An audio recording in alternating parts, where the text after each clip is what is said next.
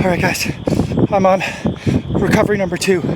Threshold workout, mile repeats or mile repeats 6 minutes times 6 with 1 minute recoveries. I got heat, I got hills, I got humidity.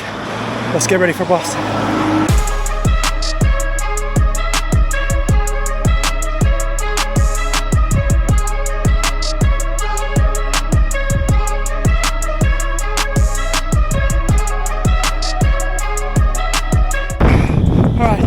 Third rep complete. Man, it's hard out today. Hot, humid, windy. And I thought I was on number 4. That was just number 3. 3 more to go. Let's do it.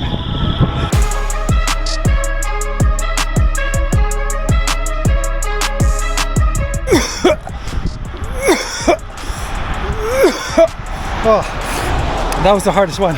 So much headwind. A little bit uphill. We had thunderstorms and some tornado warnings come through earlier today. It's still a little bit gusty. I mean, it's safe now. All the storm warnings are over, but the wind remains. 2 more.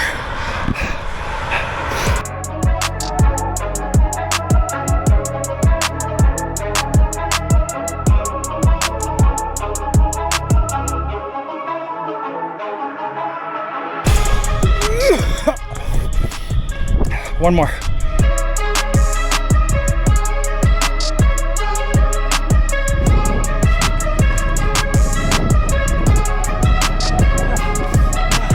All right, 6 reps complete. Do one more 1 minute recovery and then cool down a couple miles. Let's head inside, check the numbers.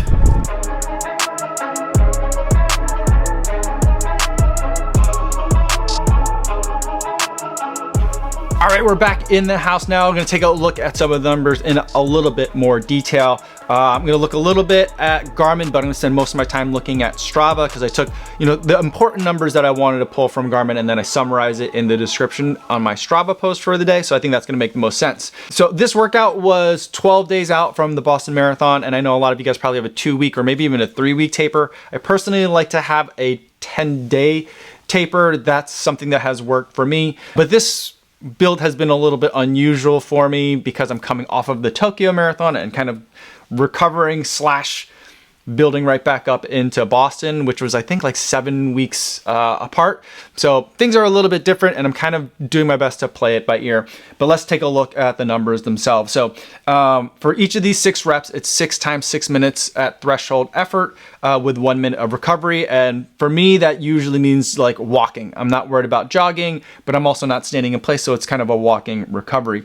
And the thing is, this loop that I used is about a 4.5 mile loop. And so when I started out, I did like kind of 2 miles at just easy warm-up pace. And this part here is mostly flat, a little bit of rollers, but like they're very like extended out. So you don't really feel a lot of the elevation change.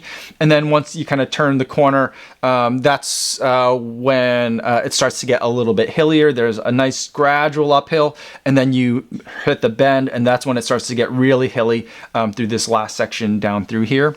And so for this workout, what I did was I just kind of like went back and forth, 3 reps one way and 3 reps the other to be able to do as much hill work at threshold intensity as possible. And so you could see like the paces end up being very different for each of those reps, and the amount of ground that I cover ends up being very different, as short as 0.9 miles and as high as almost a mile at 0.96 miles. So that's like 100 meters difference depending on how much vertical gain and descent that there is. So some of them, like this first one was 105 feet up with 46 feet down, which is quite a bit of moving up and down over the course of almost a mile for me.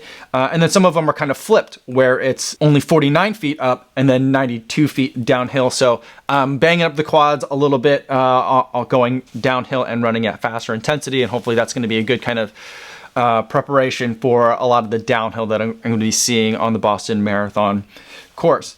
Normally when I do this workout, I do it on pancake flat terrain, there's a 2.5 mile loop.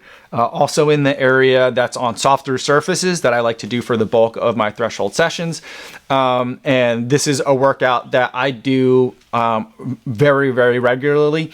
I know some people like to really change it up and have a lot of different kinds of workouts that are very complicated. Some stuff at threshold that's longer, some stuff that's at 10K pace that's faster, some things at 5K pace that's even shorter than that still. But I like to keep it really simple. My workouts for marathon training are mostly threshold repeats, long runs with marathon effort in it, and then every once in a while, something at that VO2 max kind of level. This one was supposed to be just at that threshold pace or threshold effort, and that pace, wherever it ends up being, changes quite a bit over the course of the marathon block, and also like today, depending on how much the elevation changes. Now, it's really hard to kind of give you a sense of like how much the elevation does change on any of these reps because of the scale that Strava hits you with. I feel like they're intentionally trolling us the way they do this and the way that you can't manipulate this scale. It goes from like 700 feet to 1,500 feet, which is just, unless you're mountain trail running and you're trying to get thousands of feet of vert, it's really not that useful.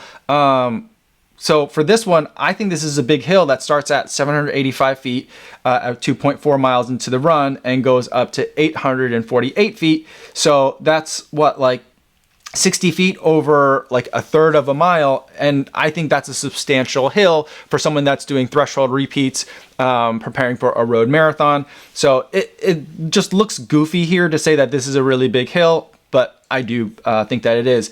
Even if I look over at Garmin though, I feel like Garmin also is trolling you with the elevation, probably even worse. Because like, look at this, it doesn't even look like I ran hills today, but this is a very hilly route if you ask me. Even if I kind of zoom in on it, it doesn't look like much. We're going from 200 feet to 1,400 feet of elevation in the scale. It's just absolutely, demoralizing. But here's what I'm gonna do. I'm going to adjust the scale so it looks a little bit different. And now we got that same 785 feet going up to 845 feet over the course of like 0.3 miles, 0.25 miles or so.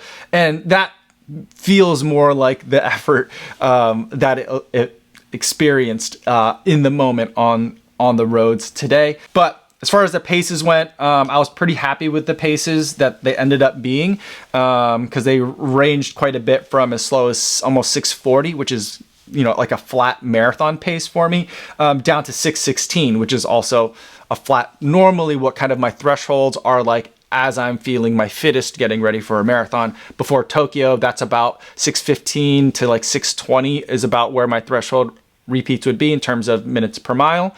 And I came in at 256 high for that race. So like that gives me a sense of like where my fitness is. If you're a Jack Daniels person, he would say that like, your threshold paces should be about 15 seconds per mile off of what your current marathon fitness is. I think that 15 seconds is a little bit geared more towards if you're an elite athlete. I am not an elite athlete. So for me, I think like the better conversion is like whatever you can do your threshold repeats at, like if you're doing a 6 times 6 minutes, whatever that average pace ends up being, maintaining that effort. I think it's closer to like 25 to I think it's closer to like 20 to 25 seconds is probably where your actual marathon fitness is. And again, I feel like that puts me in kind of like a good spot for where I think I'm going to be lining up for the Boston Marathon. Now let's take a look a little bit also at heart rate, because that's another way that you can tell if you're running this workout correctly. And so for me, I've kind of figured out over time doing this workout multiple times per week for multiple weeks for multiple marathon builds. I know that my threshold heart rate is usually right around like 171 to 175, so it's a pretty narrow range. Once I start getting a little bit higher than that, I think I'm getting very anaerobic. So for this one, because of the hills, I think that I did spend a lot of time kind of in that higher range. The first one was kind of like right on target. The second one starting to get a little bit difficult, and then by like the third and the fourth one there, the fourth one was the hardest one. It was just like straight headline winds, like incessant, like that's the weather report I think said it was like 14 miles per hour sustained winds, but it felt so much stronger.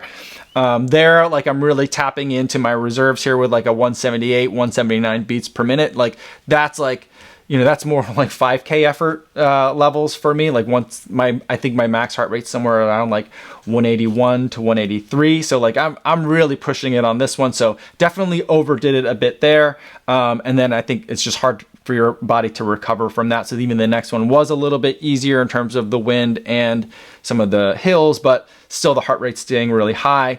And for the last one too, I think I'm starting to get it kind of like back into the normal range of where it's supposed to be, with a couple of high blips for where the hills were. So I think overall, absent getting my blood lactate measured after each rep, I think I'm hitting that threshold range, which is right where I want to be. And this workout kind of had two levels of difficulty that I normally don't combine. So I had like that threshold aspect and also the strength aspect of getting up the hills.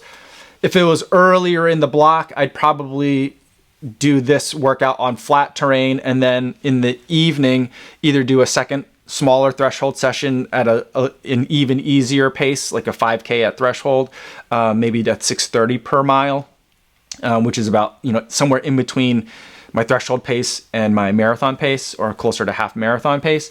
Or I would try to do like a strength mobility session to add those two things. But since we're getting close to the marathon now and I want to do some very race specific training, I thought I'd combine those two things and do kind of strength with the hills and the threshold effort to kind of put all those things together. So hopefully that gets me even more ready still for the Boston Marathon. So that's going to be it for the build. Now we're going to start doing some taper workouts. I'll still have a mini long run coming up Saturday, or today, the day this video comes out.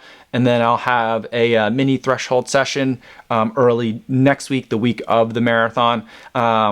But the overall mileage is going to go down, but some of that intensity is going to still stay there so that the body stays sharp and remembers, like, this is work time still. We got a lot of work that we're going to do. Don't get too comfortable yet in terms of some of the easier mileage. But next week, I'll start backing off the mileage quite a bit. This week, I took a rest day, so I'll be down a little bit from where I've been. And so that's going to be kind of my taper. And we'll talk about more of that once we get into next week and I'm fully into the taper. So if you have any other questions about this workout, let me know in the comments down below, or better yet, stop by the live stream that I do Monday through Friday right here on YouTube. I'd love to talk to you guys in the chat. And also check the description. If you're going to be in Boston, there's going to be a couple of ways that we can hang out.